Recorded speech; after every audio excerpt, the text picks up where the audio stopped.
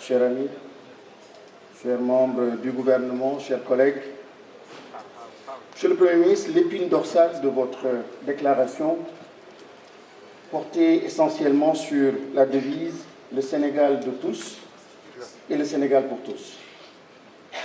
Mais quand j'interroge l'interland, quand j'interroge le paysan de l'intérieur, les 110% des Sénégalais qui sont dans la pauvreté, Monsieur le ministre, cette devise change, ou pourrait changer, et devenir le Sénégal de certains Sénégalais et le Sénégal pour l'étranger.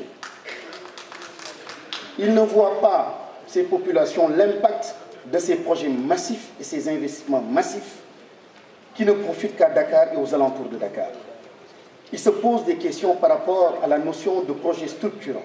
Dans quelle mesure ces projets et ces investissements massifs ont un impact sur les conditions de vie de ces populations de l'intérieur? Les projets qui sont mis en avant semblent répondre plus à l'offre de puissances étrangères ou de multinationales étrangères qu'à une demande intérieure maîtrisée et assumée. Nous sommes dans un monde de consommation où on peut faire acheter et vendre ce que l'on veut lorsque le besoin n'est pas assumé. Et quand vous dites, Monsieur le Premier ministre, qu'en 3 ans, à Diamniadio, on a vu sortir de terre une ville aussi belle que Diamniadio, le pôle de Diamniadio. Le jeune de Fongolimbi, de Niagalan, de Toumania, qui pendant des décennies et des siècles demande simplement 10 km de route pour sauver son enfant, sauver la femme, sauver son business, qu'est-ce qu'il peut penser de l'État, qu'est-ce qu'il peut penser du pays, qu'est-ce qu'il peut penser de la politique de déterritorialisation? Une vraie politique de déterritorialisation, excusez-moi, une vraie politique qui va dans le sens de prendre en compte les terroirs.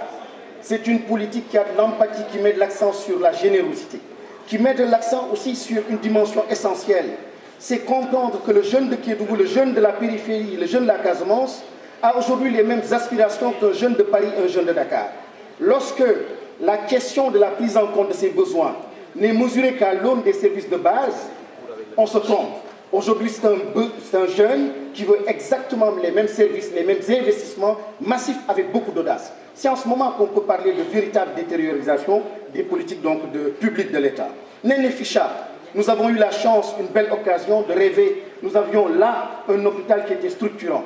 C'était un avantage distinctif de cette région, malheureusement, qui est fermé depuis fort longtemps. Je vous remercie, chers collègues.